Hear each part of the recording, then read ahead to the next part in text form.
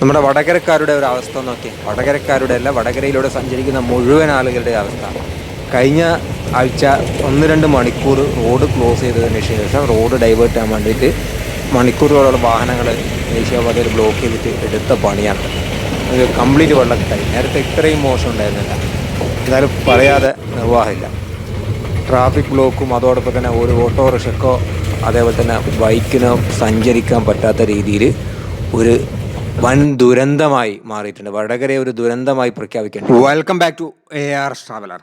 ഇപ്പോൾ കഴിഞ്ഞ കുറച്ച് ദിവസമായിട്ട് നമ്മളെ ഡ്രോൺ ഷോട്ട് വീഡിയോക്കും മറ്റ് വീഡിയോക്കൊക്കെ ഒരു ബ്രേക്ക് ഇട്ടിരുന്നു. അപ്പോൾ അതിന് ശേഷം നമ്മൾ വീണ്ടും വീഡിയോ ആയിട്ട് വന്നു. അപ്പോൾ നമ്മളിപ്പോൾ ഉള്ളത് വടകരയിലെ ചോറോഡ് ഗേറ്റാണ്. ചോറോഡ് ഗേറ്റിൻ്റെ ഭാഗത്തുനിന്നും നേരെ കൈനാട്ടി ഭാഗം വരെ സഞ്ചരിക്കുകയാണ്. അപ്പോൾ കൈനാട്ടി വരെയുള്ള ഭാഗത്തുള്ള എന്താണ് പുതിയ മാറ്റം എന്ന് വെച്ചാൽ, കുറച്ചുകൂടി നല്ല രീതിയിൽ പച്ചപ്പൊക്കെ പിടിച്ചിട്ടുണ്ട്. മഴയൊക്കെ പെയ്ത് നമ്മളെ വർക്ക് നടക്കുന്നിടത്തൊക്കെ നല്ല രീതിയിൽ പുല്ലൊക്കെ പൊടിച്ച് ഒന്ന് ഉഷാറായിട്ടുണ്ട്. പിന്നെ ഇവിടെയൊക്കെ എലിവേറ്റഡ് ഹൈവേ അല്ല വരുന്നത്, നമ്മളെ RE പാനലൊക്കെ വെച്ചതിന് ശേഷം മണ്ണടിച്ച് ഉയർത്തിക്കൊണ്ടാണ് ദേശീയപാത ഭാഗത്ത് നിർമ്മിക്കുന്നത്. അപ്പോൾ അതിൻ്റെ ഭാഗമായിട്ട് കുറച്ച് ഭാഗങ്ങളിലൊക്കെ മണ്ണടിച്ചിട്ടുണ്ട്. പിന്നെ അതേപോലെ തന്നെ കൾവേർട്ടിൻ്റെ പണി ഈ ഒരു ഭാഗത്ത് നടക്കേണ്ടതുണ്ട്. എന്നാൽ വടകരയെ സംബന്ധിച്ചിടത്തോളം വടകരയിൽ അപ്ഡേറ്റ്സ് വേണമെന്ന് പറഞ്ഞുകൊണ്ട് കുറേ ആളുകൾ നേരത്തെ നിരന്തരം പറഞ്ഞപ്പം പുതിയ അപ്ഡേറ്റ്സ് ആണ്. അപ്പോൾ നമ്മളെ കൈനാട്ടി ഭാഗത്തേക്ക് പോയതാണ്. ഈ കൈനാട്ടി ഭാഗം തിരിച്ച് വന്ന് നമ്മളിപ്പോൾ ചോറോഡ് ഗേറ്റിലെ അണ്ടർ പാസേജിൻ്റെ ഭാഗത്താണുള്ളത്. അണ്ടർ പാസേജിൻ്റെ 6 വരിയുടെയും കോൺക്രീറ്റിങ് നേരത്തെ കഴിഞ്ഞതാണ്. ഇപ്പം ഇവിടെയുള്ള സർവീസ് റോഡിലൂടെയാണ് ഇരു സൈഡിലൂടെയും വാഹനങ്ങൾ കടന്നു പോകുന്നത്. അതുകൊണ്ട് തന്നെ ഈ ഒരു ചോറോഡ് ഭാഗത്തും ഈ സർവീസ് റോഡിന് വൺ സൈഡിൽ വർക്ക് നടക്കാത്തതുകൊണ്ട് തന്നെ വൺ സൈഡിലൂടെ തന്നെയാണ് ഇരു സൈഡിലെ വാഹനങ്ങൾ കടന്നു പോകുന്നത്. അപ്പോൾ ട്രാഫിക് ബ്ലോക്ക് ഗുരുതരമാവാനുള്ള മറ്റൊരു പ്രധാനപ്പെട്ട കാരണം ഇവിടെ ഇടുങ്ങിയ റോഡായതുകൊണ്ടാണ്. വാഹനങ്ങളൊക്കെ കഷ്ടപ്പെട്ട് ബുദ്ധിമുട്ടിയാണ് ഇതിലെ തെണ്ടിയാണ് പാസ് ചെയ്തുകൊണ്ടിരിക്കുന്നത്. അപ്പോൾ ഇവിടെ അപ്രോച്ച് റോഡ്, അതായത് അണ്ടർ പാസേജിൻ്റെ ഭാഗത്തുള്ള അപ്രോച്ച് റോഡ് നിർമ്മിക്കാനുള്ള പ്രവർത്തനം, സർവീസ് റോഡിൻ്റെ വർക്കും കഴിഞ്ഞിട്ടുണ്ടെങ്കിൽ വാഹനങ്ങൾക്ക് വളരെ സുഖമായിട്ട് സഞ്ചരിക്കാൻ കഴിയും. പിന്നെ അതേപോലെ തന്നെ നമ്മളെ ചോറോഡ് ഗേറ്റിൻ്റെ ഭാഗത്തുള്ള ബോസ്ട്രിങ് ബ്രിഡ്ജ്, സ്റ്റീൽ ബ്രിഡ്ജ്, അതിൻ്റെ വർക്ക്, അതിൻ്റെ സ്ട്രക്ചർ പൂർത്തിയായിട്ടുണ്ട്. അതിൻ്റെ മുകളിൽ ഇപ്പോൾ കോൺക്രീറ്റിംഗ് വർക്കുകളൊക്കെയാണ് നടന്നുകൊണ്ടിരിക്കുന്നത്. നേരത്തെ ആ പില്ലറിൻ്റെ മുകളിൽ കഴിഞ്ഞ 4-5 മാസങ്ങൾക്ക് മുന്നേ ഷിഫ്റ്റ് ചെയ്ത് കഴിഞ്ഞിരുന്നു. പിന്നെ അത് കഴിഞ്ഞ് നേരെ നമ്മൾ പാർക്കോ ഇക്ര, ഇപ്പോൾ ഏറ്റവും ലേറ്റസ്റ്റായിട്ട് നമ്മുടെ ബേബി മെമ്മോറിയൽ ഹോസ്പിറ്റൽ എന്നൊക്കെ നമുക്ക് പറയാൻ പറ്റുന്ന ആ ഒരു ഹോസ്പിറ്റലിൻ്റെ ഭാഗത്തേക്കാണ് നമ്മൾ പോയിക്കൊണ്ടിരിക്കുന്നത്. ഇവിടെയൊക്കെ അപ്രോച്ച് റോഡ് തന്നെയാണ്. നമ്മളെ പെരുവട്ടം തായ പുഞ്ചിരിമല്ലി, പെരുവട്ടം തായയുടെ അവിടെയുള്ള ഫ്ലൈ ഓവറിൻ്റെ ഭാഗം കഴിഞ്ഞാൽ ഇരു സൈഡിലും അപ്രോച്ച് റോഡാണ് വരുന്നത്. സത്യത്തിൽ ഇവിടെ നിന്നൊക്കെ ഫ്ലൈ ഓവറായിട്ട് കരിമ്പനപ്പാലം വരെ ഫ്ലൈ ഓവറായിരുന്നെങ്കിൽ വളരെ മനോഹരമായിരുന്നു. ടൗണിനെ കയറി മുറിക്കുന്ന ഒരു സാഹചര്യം ഉണ്ടാവില്ല. എന്തായാലും ഇതാണ് കാഴ്ച. അപ്പോൾ കാര്യമായിട്ടുള്ള മാറ്റങ്ങൾ എന്തൊക്കെയാണ് എന്ന് ചോദിച്ചു കഴിഞ്ഞാൽ കുറച്ച് മാറ്റങ്ങൾ എന്നാലും നമുക്ക് പുതിയ ബസ് സ്റ്റാൻഡ് കഴിഞ്ഞിട്ടുള്ള പ്രദേശങ്ങളിലാണ് കാണാൻ സാധിക്കുക. അപ്പോൾ ഇവിടെയൊക്കെ റോഡ് താഴ്ന്നിട്ട് അപ്രോച്ച് റോഡ് പോലെ തന്നെയാണ്. 6 വരിയുടെ ചില 3 വരിയുടെ ഭാഗങ്ങളിലൊക്കെ നേരത്തെ താറയും കഴിഞ്ഞിരുന്നു. അതിനുശേഷം കാര്യമായിട്ടുള്ള പ്രവർത്തനങ്ങൾ നടന്നിട്ടില്ല. പിന്നെ അതേപോലെ തന്നെ നമ്മൾ ആശാ ഹോസ്പിറ്റലിന് തൊട്ട് മുന്നേ പഴങ്കാവ് ജംഗ്ഷന് തൊട്ട് മുന്നേ അവിടെ അണ്ടർ പാസേജ് വേണമെന്ന് പറഞ്ഞുകൊണ്ട് കുറച്ച് സമരം നടന്നിരുന്നു. നേരത്തെ നമ്മൾ പറഞ്ഞതായിരുന്നു ഇവിടെ അണ്ടർ പാസേജ് വളരെ നിർബന്ധമാക്കപ്പെട്ട സംഗതിയാണ്. ഇപ്പം എന്തായാലും ഇപ്പോൾ അണ്ടർ പാസേജിന് സാങ്ഷൻ ആവാനുള്ള സാധ്യതയൊക്കെയാണ് കാണുന്നത്.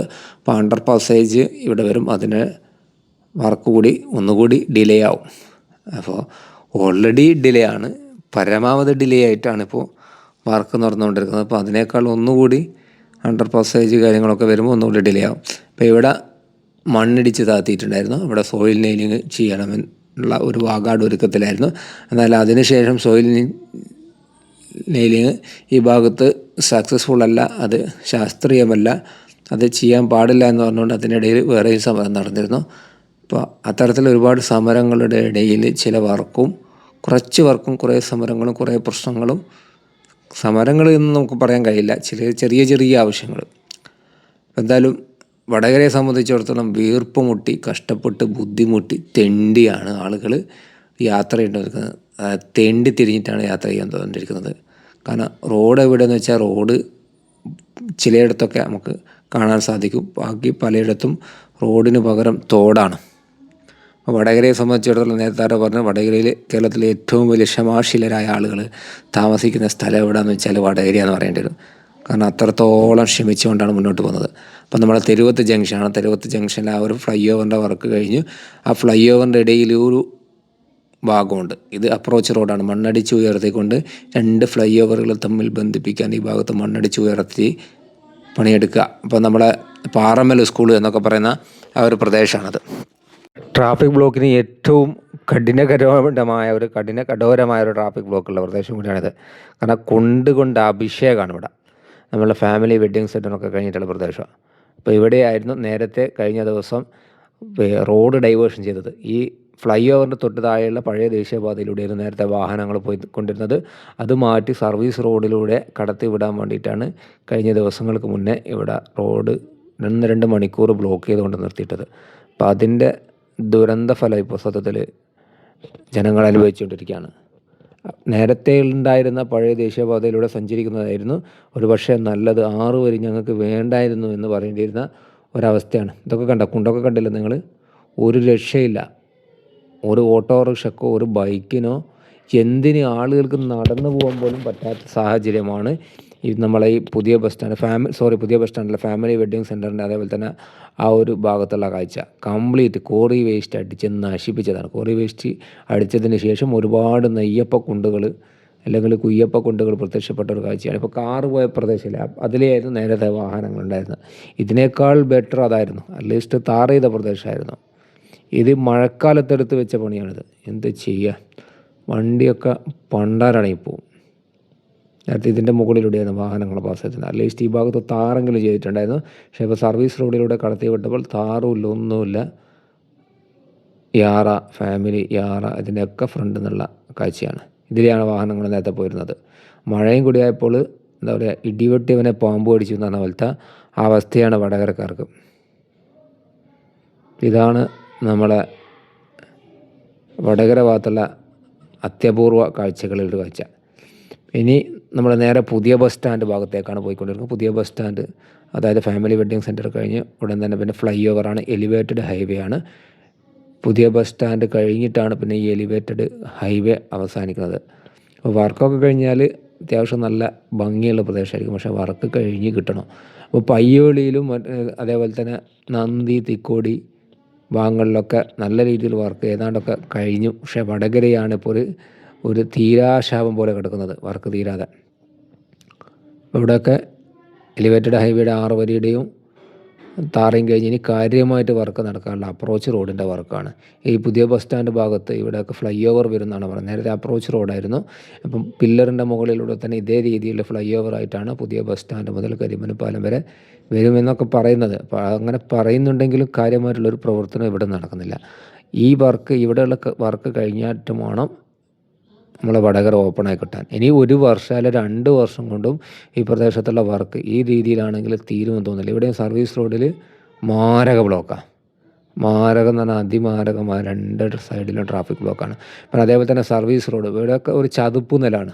അപ്പോൾ അതുകൊണ്ട് തന്നെ ഈ ഒരു പ്രദേശമൊക്കെ ഇപ്പോൾ സർവീസ് റോഡ് പലയിടത്തും താഴ്ന്നിട്ടുണ്ട്. മഴയും അതേപോലെ തന്നെ ഉറവൊക്കെ കാരണം ടാർ ചെയ്ത സർവീസ് റോഡൊക്കെ കുണ്ടായി മാറിയിട്ടുണ്ട്. അപ്പോൾ അതുകൊണ്ടും നല്ല ട്രാഫിക് ബ്ലോക്ക് ഈ പ്രദേശത്ത് അനുഭവിച്ചുകൊണ്ടിരിക്കുന്നുണ്ട്. ഇനി നേരെ കരിമനപ്പാലം പ്രദേശത്താണ്. കരിമനപ്പാലം മൈജി, അതേപോലെ തന്നെ കരിമനപ്പാലം മൈജിയുടെ നേരെ ഫ്രണ്ടിലും ഒരു ചെറിയൊരു പാലമുണ്ട്. ആ പാലത്തിൻ്റെ ഇരു സൈഡിലെയും വർക്ക് ഇതേ രീതിയിൽ അപ്രോച്ച് റോഡ്. ഈ കാണുന്ന റോഡ് ഡൈവേർഷൻ ചെയ്ത പ്രദേശം ഇവിടെയൊക്കെ കുണ്ടായിട്ട് വാഹനങ്ങൾ വളരെ മെല്ലെയാണ് പോകുന്നത്. കാരണം റോഡ് താറൊക്കെ പൊളിയാൻ തുടങ്ങിയിട്ടുണ്ട്. അപ്പോൾ കരിമനപ്പാലം മൈജിയുടെ ഭാഗത്തുള്ള പാലം കഴിഞ്ഞ് അടുത്ത നമ്മളെ കരിമനപ്പാലം തോട് എന്ന് പറയാൻ പറ്റും. ആ തോടാണ് നിങ്ങൾ കണ്ടത്. കരിമനപ്പാലം തോട് കഴിഞ്ഞാൽ പിന്നെ നേരെ പോകുന്നത് നമ്മളെ കോട്ടക്കടവ് ഭാഗത്തേക്കാണ്. കോട്ടക്കടവ് ഭാഗത്തും കാര്യമായിട്ടുള്ള വർക്കൊന്നും കഴിഞ്ഞിട്ടില്ല. എന്നിരുന്നാലും കോട്ടക്കടവിൻ്റെ തൊട്ട് മുന്നേയുള്ള ഭാഗത്ത് 6 വരി കുറേയൊക്കെ വർക്ക് കഴിഞ്ഞിട്ടുണ്ട്. അപ്പോൾ കോട്ടക്കടവ് ഗേറ്റിൻ്റെ ഭാഗത്ത് വാഹനങ്ങൾ ഡൈവേർഷൻ ചെയ്യാൻ പ്രയാസമായിട്ടുണ്ട്. ഇപ്പം നമ്മൾ കോട്ടക്കടവ് നേരെ കരിമനപ്പാലം ഭാഗത്തേക്കാണ് കേട്ടോ പോയിക്കൊണ്ടിരിക്കുന്നത്. ഡ്രോൺ ഷൂട്ട്, ഈ ഡ്രോൺ ഷൂട്ട് നമ്മളെടുത്തല്ല, വേറെ ഒരാളെ കൊണ്ട് എടുപ്പിച്ചതാണ്. പിന്നെ കരിമനപ്പാലം തോടിനോട് ചേർന്നിട്ടുള്ള ഒരു കൾവേർട്ടുണ്ട്, അത് ചെറിയൊരു പാലം പോലെയുള്ള ഇതിൻ്റെ വർക്കാണ് കാര്യമായിട്ട് നടക്കാനുള്ളത്. 3 വരിയുടെ ഇപ്പോൾ കഴിഞ്ഞ് ഇനി അടുത്ത 3 വരി കൂടി നടന്നാലേ ഈ സർവീസ് റോഡ്, അതേപോലെ തന്നെ കരിമനപ്പാലം ഭാഗത്ത് സർവീസ് റോഡ് ഒരു ഭാഗത്തുള്ള സർവീസ് റോഡ് ക്ലോസ് ചെയ്ത് ഒരു സൈഡിലൂടെയാണ് വാഹനങ്ങൾ പോയിക്കൊണ്ടിരിക്കുന്നത്. എന്തിനാണ് ക്ലോസ് ചെയ്തതെന്ന് എനിക്ക് ഇപ്പോഴും മനസ്സിലായിട്ടില്ല. അപ്പോൾ നമ്മളിപ്പോൾ പോയിക്കൊണ്ടിരിക്കുന്നത് കരിമനപ്പാലം നിന്ന് വടകര ഭാഗത്തേക്കാണ് പോയിക്കൊണ്ടിരിക്കുന്നത്. അപ്പോൾ കഴിഞ്ഞ ദിവസം നമ്മൾ ഡ്രോൺ ഷൂട്ട് വീഡിയോ ഒക്കെ വേറൊരാളെ കൊണ്ട് ഇപ്പോൾ എടുപ്പിച്ചതാണ്. നമ്മളെ ഡ്രോണ് കാര്യമൊന്നും സെറ്റായിട്ടില്ല. നേരത്തെ ആളുകളൊക്കെ വലിയ സപ്പോർട്ടൊക്കെ ചെയ്യുമെന്നൊക്കെ പറയുകയാണെങ്കിൽ അത് കേവലം ചില വാഗ്ദാനങ്ങൾ മാത്രമായി പോയി. അപ്പോൾ എന്തായാലും ഇതാണ് അവസ്ഥ. മഴക്കാലത്ത് ഡ്രോൺ ഷൂട്ട് എടുക്കലും കുറച്ച് ബുദ്ധിമുട്ടാണ്, കാരണം അതിശക്തമായ കാലവർഷമാണ്. അപ്പോൾ ഇതൊക്കെ തന്നെയാണ് നമ്മുടെ ദേശീയപാതയിലെ ഏറ്റവും പുതിയ അപ്ഡേറ്റ്സ്. നമ്മൾ റൈറ്റ് സൈഡിൽ കാണുന്നത് ഹോളിഡേ മാളാണ്. ഹോളിഡേ മാൾ പേര് പോലെ തന്നെ കംപ്ലീറ്റ് ഹോളിഡേ ആയി പോയിട്ടുണ്ട്, ഇതുവരെ തുറക്കാൻ കഴിഞ്ഞിട്ടില്ല. പിന്നെ അതേപോലെ തന്നെ ലെഫ്റ്റ് സൈഡിൽ നമ്മളെ പുതിയ ബസ് സ്റ്റാൻഡ് ഭാഗം, പുതിയ ബസ് സ്റ്റാൻഡ് ഇവിടെയൊക്കെ എന്താ പറയുക, എന്തൊക്കെ ചെയ്ത് കൊടുക്കേണ്ട ട്രാഫിക് ബ്ലോക്കിൻ്റെ ബഹളം കണ്ടോ.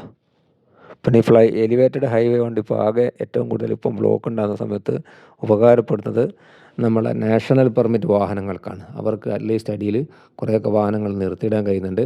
പിന്നെ അതേപോലെ തന്നെ ഈ എലിവേറ്റഡ് ഹൈവേയുടെ ചുവട്ടിൽ നമ്മൾ കഴിഞ്ഞ ദിവസം വീഡിയോ കണ്ടിരുന്നു, ഒരുപാട് മണ്ണ് കാര്യങ്ങളൊക്കെ നിലവിലുണ്ട്. അതൊക്കെ റിമൂവ് ചെയ്യേണ്ട ഒരു വർക്കും ഉണ്ട്.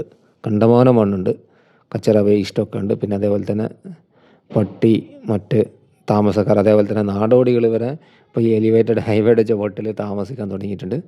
അപ്പോൾ അതാണ് നമ്മളെ വടകര ഭാഗത്തു നിന്നുള്ള ഏറ്റവും പുതിയ അപ്ഡേറ്റ്സ്. ഇപ്പോൾ നമ്മൾ പുതിയ ബസ് സ്റ്റാൻഡ് എന്ന ജസ്റ്റ് തിരുവത്ത് ഭാഗത്തേക്ക് തന്നെ തിരിച്ചു പോയിക്കൊണ്ടിരിക്കുകയാണ്. അപ്പോൾ ദിശ അറിയാതെ ബുദ്ധിമുട്ടുണ്ടായത് കണ്ടിട്ട് പറഞ്ഞതുണ്ട്. അവിടെ ഡൈവേർഷൻ കണ്ട ഒരുമാതിരി ഒലക്കമല ഡൈവേർഷനാണ് ചെയ്തത്. അതുകൊണ്ടാണ് ഇത്രയും വലിയ ട്രാഫിക് ബ്ലോക്ക്.